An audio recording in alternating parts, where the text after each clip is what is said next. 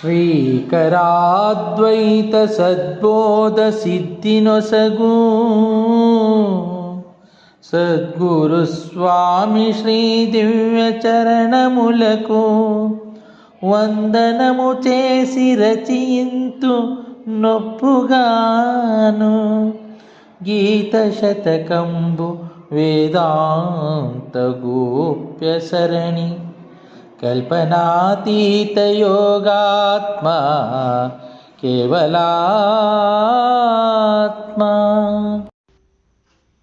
మద్గురు దేవులు శ్రీ లక్ష్మీదేవి సమేత అభయానంద స్వామి వారి పాద పద్మములకు ప్రణమిల్లుతూ శ్రీకరాద్వైత సద్బోధ సిద్ధినొసగు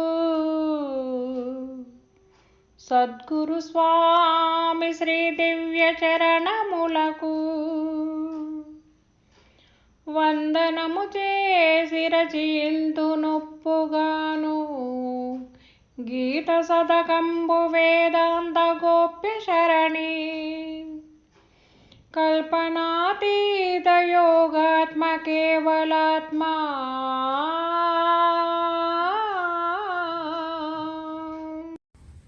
శ్రీ గురుభ్యో నమః. కేవలాత్మ శతకము రచన అచల పరిపూర్ణులు శ్రీ బాలరామ పండితులు. 1.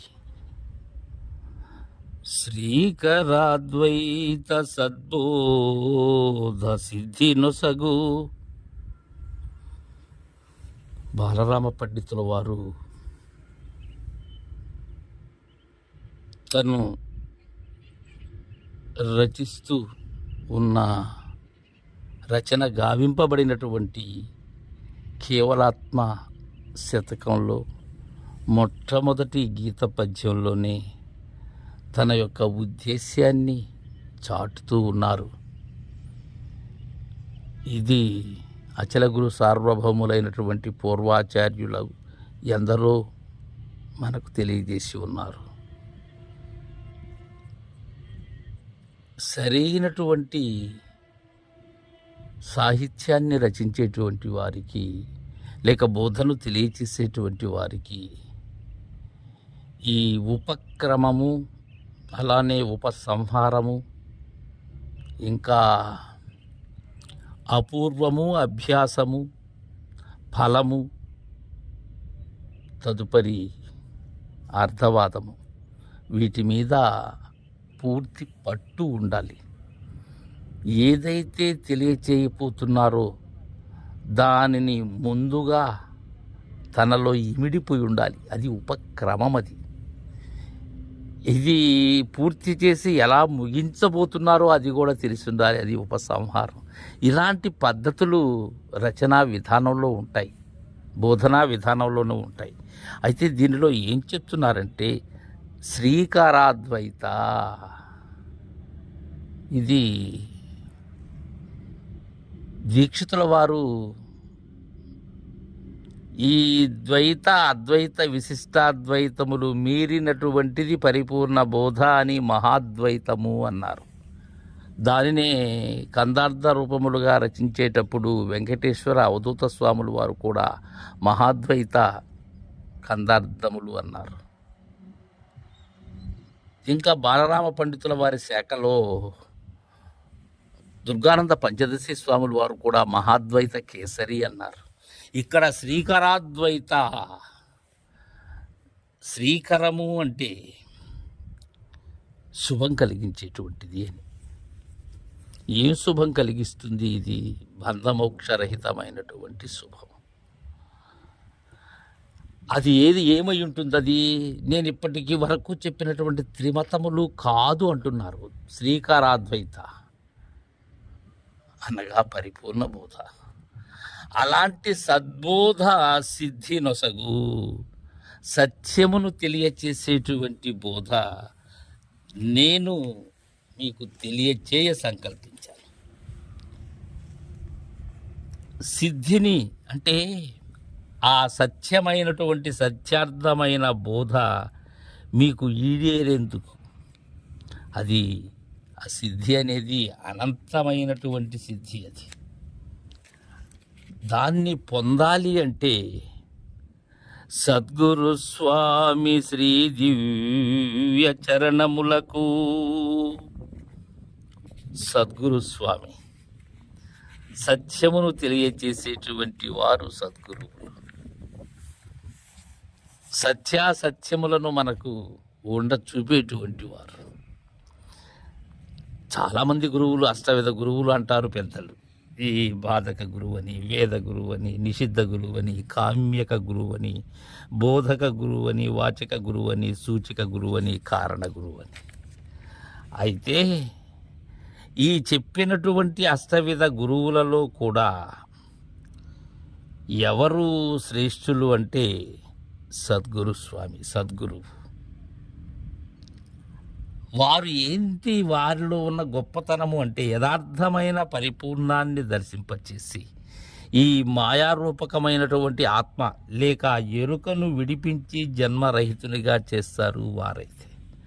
అలాంటి సద్గురు స్వామి శ్రీ దివ్య చరణములకు వారి యొక్క శ్రీపాదములు, అవి శ్రీకరమైనటువంటివి. ఆ పదములు అలాంటివి. వందనము చేసి రచయింతు నొప్పుగాను, వారికి ఆ చరణములకు వందనము చేసి ఆ చరణములను మదీయ హృత్కమలమునందు అధిష్ఠింపచేసుకుని మదీయ గురుదేవులైనటువంటి నాగనార్యుని యొక్క దివ్య చరణార విందములను నా హృత్పద్మ మీద వాటిని నిడుకుని రచయింతు నొప్పుగాను. ఎలా రచిస్తాను? ఒప్పుగా రచిస్తాను, తప్పుగా కాదు. ఒప్పు ఏది? ఉన్నది ఉన్నట్లుగా తెలియచేయటం ఒప్పు. లేని దాన్ని ఉన్నట్లుగా చూపటం తప్పు. ఒప్పుగాను గీత శతకంబు వేదాంత గోప్య సరణి.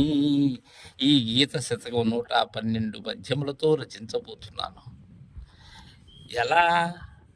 వేదాంత గోప్య సరణి అంటున్నారు. ఇక్కడ వేదాంతము అంటే తత్వ విచారమే వేదాంతం, ఉపనిషత్తులే వేదాంతములు. దానిలో నిగూఢముగా ఉండబడేటువంటి రహస్యం ఏదైతే ఉన్నదో, దాచబడినది ఏదైతే ఉన్నదో, దానిని ఆ వేదాంత గోప్య సరణి, ఆ త్రోవ ఏదైతే ఉన్నదో ఆ పద్ధతిని తెలియచేస్తానయ్యా. కల్పనాతీత యోగాత్మ కేవలాత్మ. కల్పనకు ఇక్కడ ఈ శతకానికి కేవలాత్మ శతకం చివరి పాదంలో కల్పనాతీత యోగాత్మ కేవలాత్మ. కల్పన అంటేనే ఆరోపణ, రచన. మనకు దీక్షితీయంలో మొట్టమొదటి మాట అందరూ ప్రబంధ కల్పన కదా అని అంటూ ఉంటారు. అది అబద్ధమా నిజమే కదా అంటారా మహనీయులు. దానికి అతీతమైనటువంటిది. కల్పనకు కారణం నేను కదా. అలా నాకు అతీతమైనటువంటిది, నేను లేనిది, ఆ కల్పనాతీతముతో సంయోగం, దానితో కూడిక కావాలి. ఆ ఆత్మ కేవలాత్మ యోగాత్మ. కేవలాత్మ అనేటువంటిది ఏంటంటే, పేరుకైతే కేవలాత్మనే ఉన్నదే కానీ అది ఎంత అంత అని అనరానిది. అది కేవల స్వరూపమైనటువంటిది. అందుకే ఈ ప్రత్యేగాత్మ, పరమాత్మ వీటిని మీరినటువంటిది కేవలాత్మ. దీక్షితుల వారు పరిపూర్ణమును కేవలాత్మతో సాటిపరుస్తారు. అక్కడ ఏమీ లేదది. ఆత్మశూన్యమైనటువంటిది, ఆత్మరహితమైనటువంటిది, ఆత్మ అతీతమైనటువంటిది. అలాంటి సిద్ధిని ప్రసాదించేందుకై మద్గురుదేవుని పాదార విందములను మదిలో తలచుకొని దీనిని రచిస్తూ ఉన్నాను అని మొట్టమొదటగా సభా విజ్ఞాపన కావిస్తూ ఉన్నారు. జై గురుదేవా.